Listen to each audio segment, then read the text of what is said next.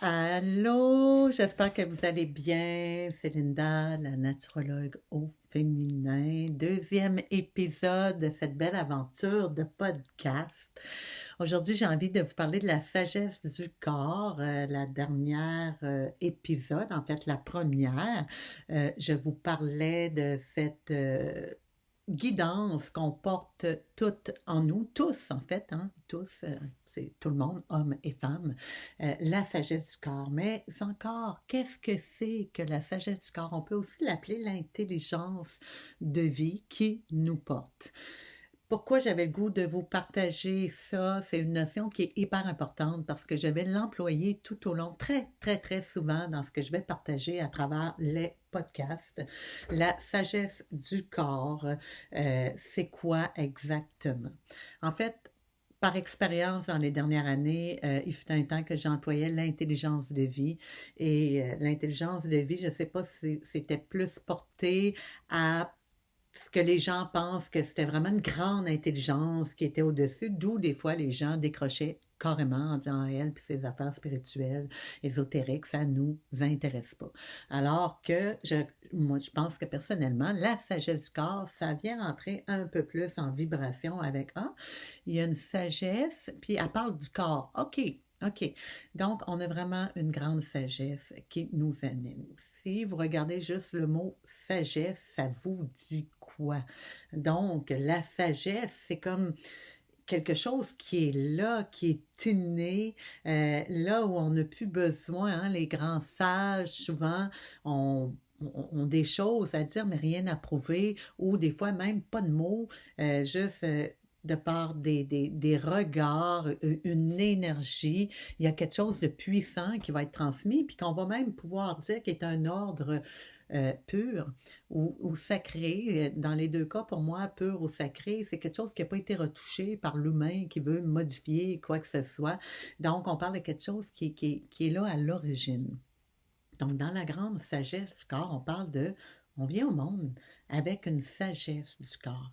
Et cette sagesse-là, en fait, c'est la seule qui va reconnaître quel est mon besoin réel du ici maintenant, au-delà de ce que mon ego veut. Et ça, on va se dire, là, on va être vraiment, si on est honnête, là, les uns avec les autres, en fait, euh, l'ego, il prend beaucoup de place. Et là, on va le voir plus loin dans d'autres choses, que c'est, il ne s'agit pas de taire l'ego, de l'écraser puis de l'enfermer là, dans la cave en bas, là, puis on ne veut plus l'entendre. Là, tantôt, ça va faire des dommages. On va en avoir de besoin dans notre qu'est-ce qu'on va être manifesté par moment, mais dans une partie saine, hein, équilibrée. Mais avant d'aller vouloir manifester, il faut entendre les résonances de c'est quoi le besoin avant ce que ma tête a veut. Puis je peux vous dire par expérience, j'accompagne beaucoup de monde, que ce soit dans des classes de groupe, quand je fais des classes de yoga, de formation, de retraite, peu importe, que ce soit dans mes consultations privées sur mes tables de soins, ouverture de dossier, peu importe. C'est souvent ce que l'ego veut qu'il remporte avant même la sagesse du corps. Et ça, ben c'est ça qui vient éveiller de l'anxiété. Et c'est l'anxiété qui va éveiller des symptômes. Et c'est les symptômes qui vont en venir en éveiller des mots MAUX, voire même des mots qui vont se transformer avec le temps en maladie. Donc, la sagesse du corps, si on ne veut pas la reconnaître, ben sachez-le, un jour, elle va s'arranger pour qu'on l'entende.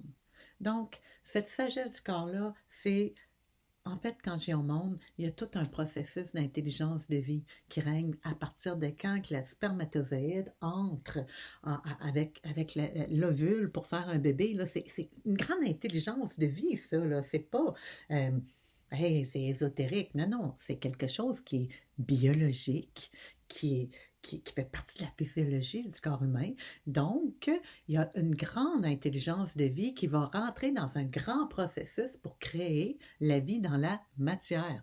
Donc, la sagesse du corps va commencer à construire. Hein? Bon, tous les organes qui doivent être mis en place, tout ce qui doit être mis en place pour créer un corps physique, une enveloppe dans lesquelles il y a toute une sagesse du corps qui va continuer à opérer après de façon autonome lorsqu'on va sortir ce petit poulet-là, hein, nous, notre paquet d'amour que j'appelle, qui va être manifesté dans le monde externe, naturellement, va avoir besoin, on va le voir à travers les cycles plus loin, va avoir besoin d'accompagnement dans ses débuts, va avoir besoin, après ça, de prendre son envol, comme le petit oiseau qui est jeté dans le nid, mais il va tout le temps avoir à la base, peu importe les gens qui sont autour, il va toujours avoir une grande sagesse du corps à la base qui est là pour créer la vie et pour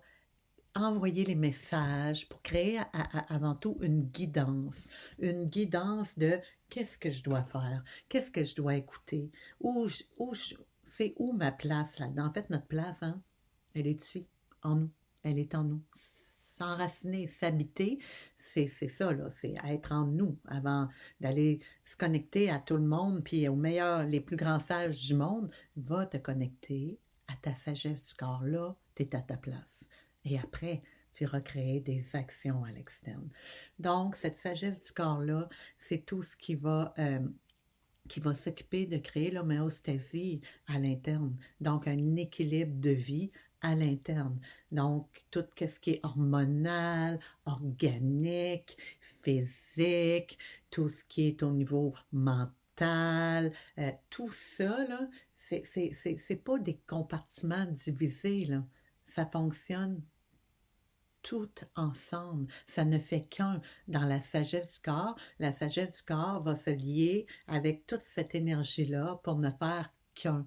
Et là où on va se perdre, où on va commencer à créer des maux, des déséquilibres, en fait, à travers ça, c'est quand on se déconnecte de cette grande sagesse du corps-là pour laisser le mental prendre le contrôle et nous faire croire que on est plus intelligent que cette grande sagesse-là. Et puis là, je pourrais en nommer des choses. C'est quoi être plus intelligent que la grande sagesse du corps?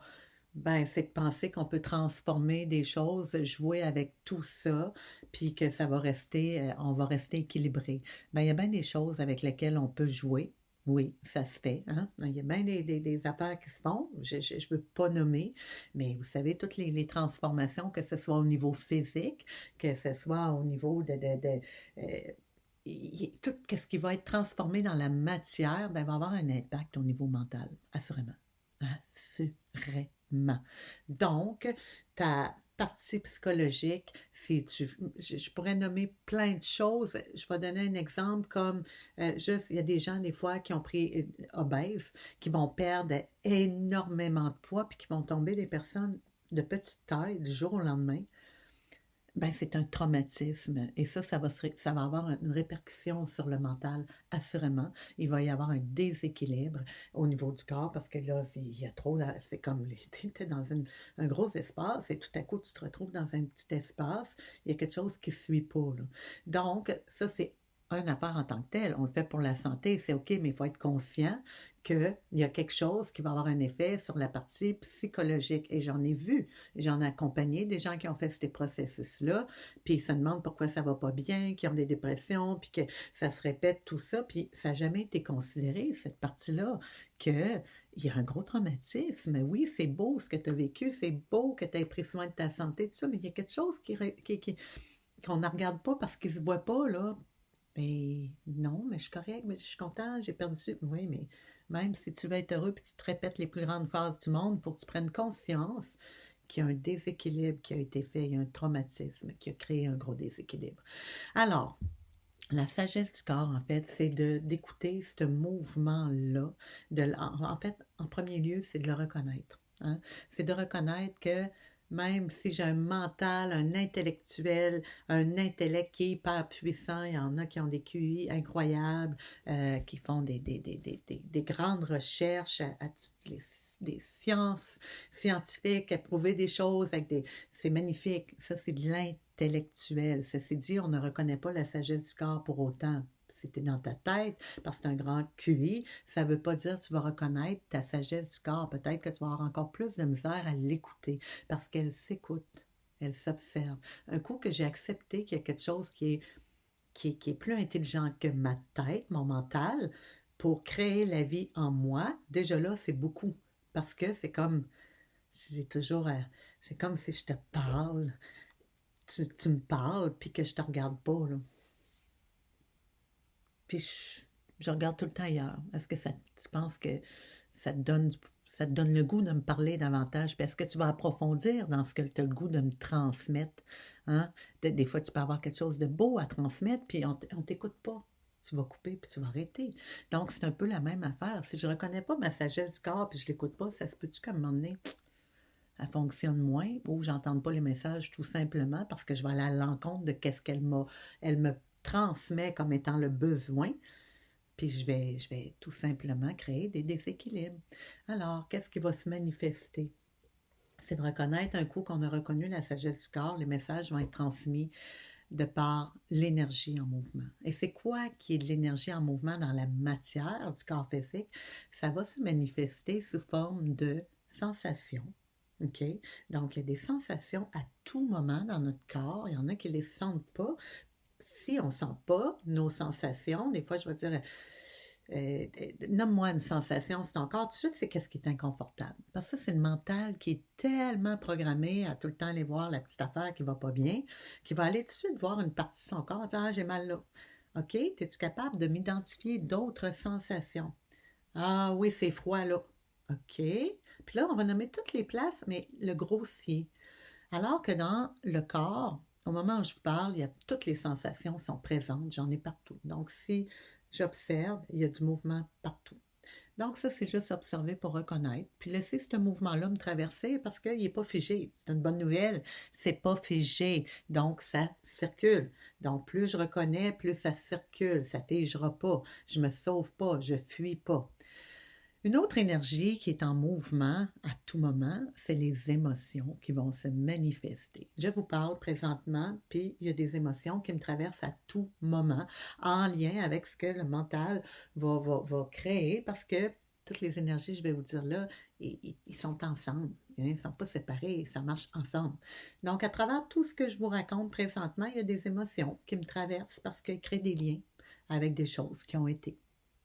Qu'est-ce que le mental a connu, puis ça crée des liens. Donc ça, c'est une autre forme d'énergie qui se manifeste en mouvement à travers la sagesse du corps. Et les autres, une autre énergie qui va se manifester, ça va être les pensées. Les pensées, le bavardage, les images, c'est un mouvement qui me traverse à tout moment parce que je suis vivante, puis je suis à travers, là, je vous parle, puis il se crée plein de liens présentement avec le mental, les sensations, les émotions. Et je suis vivante, donc ça circule. Ça circule. Ça, c'est la sagesse du corps présentement qui est après opérée. À travers tout ça, ben là, elle va opérer pour créer les hormones dont j'ai besoin. Elle va créer pour, elle va opérer pour garder l'équilibre au niveau organique, hormonal, physiologique, dans l'ensemble d'un équilibre de vie, d'une homéostasie pour que je puisse continuer à éviter, mettons, les maladies. Hein, c'est de la prévention. Donc, on a une grande sagesse du corps qui est là pour reconnaître, pour garder l'équilibre. Mais nous, on s'en mêle. On s'en mêle trop souvent. Fait que oui, de bien manger, c'est important. Oui, de faire de l'exercice, c'est important pour la santé. Oui, d'avoir des bonnes pensées, puis de penser positif, c'est important. Mais tu auras beau bien manger, tu auras beau avoir des pensées positives à chaque jour, puis tu auras beau t'entraîner à chaque jour, mais si tu ne reconnais pas, puis c'est à partir d'un espace extérieur qu'il faut que je fasse ça parce qu'on me dit que faire ça, c'était bon pour la santé, ben peut-être que ce que je vais manger en nutrition qui est bon pour ma voisine, moi, ça ne me fait pas. C'est pas bon pour moi. C'est très fréquent, là. La nutritionniste a donné un régime à mon ami, je l'ai pris pour moi, puis je m'en approprie parce que c'est bon pour ma chum, ça doit être bon pour moi. Non. Non, peut-être que mon corps à moi ne réagit pas de la même façon par rapport à toute l'histoire qu'il y a dans mon corps. Je ne suis pas régie de la même façon. Il faut que j'aille probablement écouter ce qui est là, puis reconnaître mon besoin. Qu'est-ce que je dois manger? Qu'est-ce que j'ai le goût de manger? Ben, je vais le sentir. je vais le sentir, qu'est-ce que mon corps a besoin. Puis ça se peut que là-dedans, des fois, il y ait des cochonneries. J'en mourrai pas. C'est ce qu'il y a de besoin présentement. Ça se peut. Ça se peut, oui. Même chose pour l'entraînement. Il y en a qui tout le monde court, là, tout le monde court, c'est bon courir, c'est bon pour la santé. Mais il y en a qui n'ont plus la capacité de courir, le corps ne peut plus endurer d'impact, ça les brise, mais ils vont continuer à s'entêter en disant, parce que c'est le mental qui est fort. Ouais, mais mon mental, il est fort, je suis capable. OK, jusqu'à quel point tu es capable? Jusqu'à ce que quoi, tu marches plus? Donc, toute cette belle grande sagesse du corps-là, quand on l'écoute, elle va nous guider à savoir, est-ce que présentement, j'ai besoin d'aller, j'ai des choses très basiques, là, aller marcher, aller faire quelque chose d'un peu plus actif, ou peut-être juste aller me coucher, hein? Parce que toutes ces trois réponses-là peuvent être bonnes, peuvent être comme étant un besoin, mais dans un cycle différent. Donc, je ne m'approprie pas d'une seule chose, parce que dans ma vie, je vais avoir affaire à tous les rythmes, à toutes les intensités, parce que ma vie est cyclique et je ne reste pas toujours dans la même affaire. D'où c'est normal que ça se peut que j'aie couru pendant des années, puis que là, je ne puisse plus courir, puis qu'il faut juste que je transforme ça par d'autres choses. C'est tout. Et ça se peut que j'ai mangé des pommes toute ma vie, puis que maintenant, les pommes ne me vont plus. Ça me fait mal au ventre. Ça se peut. Ça se peut. Il faut juste observer. Il n'y a rien de bon ou de pas bon. La sagesse du corps reconnaît. D'où on va en venir à reconnaître les messages du corps.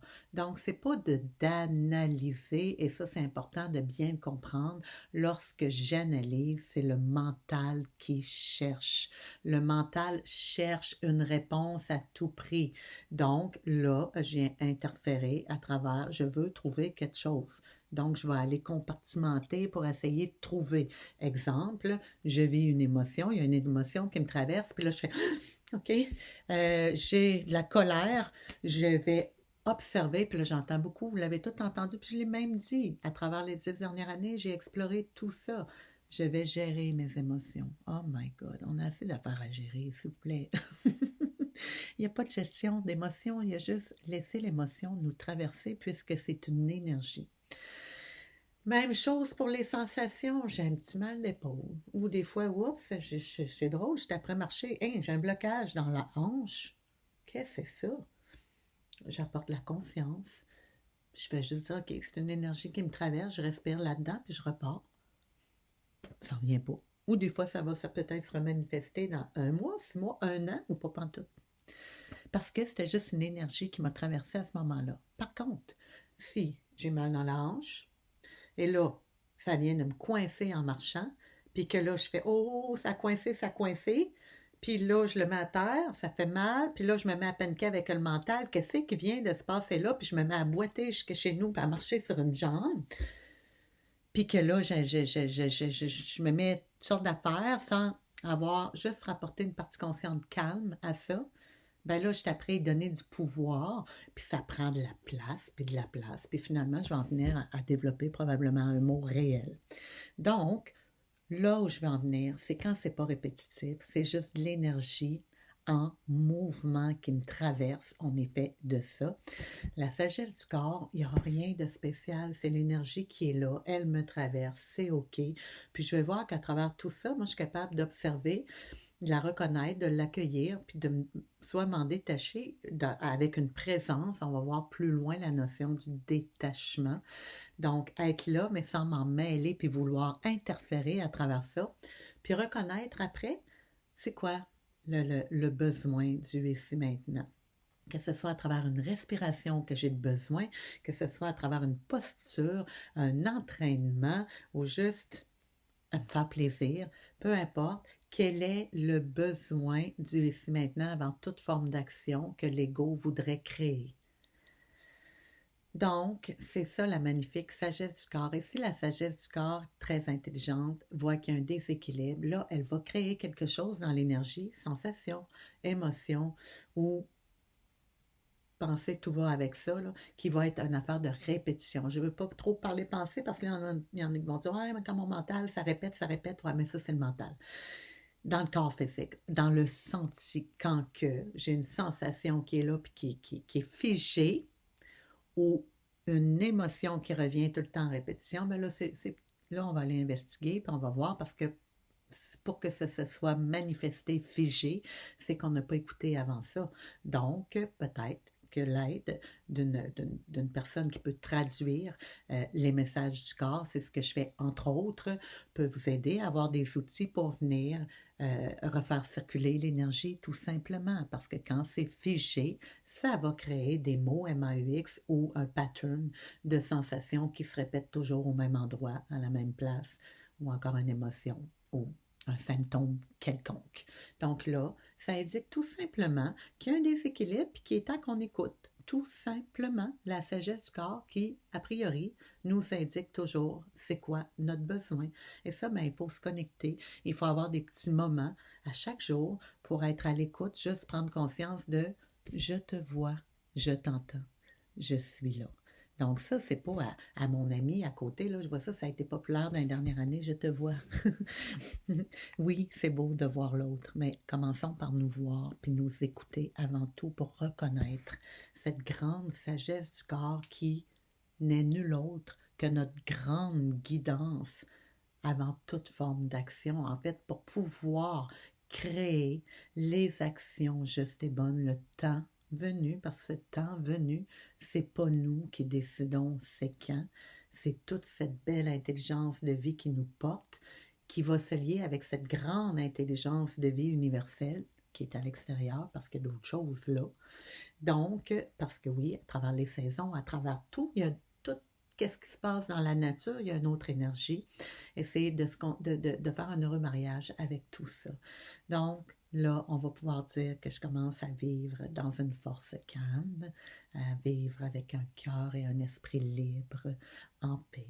Et bref, pour moi, je l'ai dit dans la première épisode, cette partie-là, elle est non négociable. Et il a vraiment fallu que je reconnaisse cette belle grande sagesse du corps-là qui me porte présentement quand je vous parle.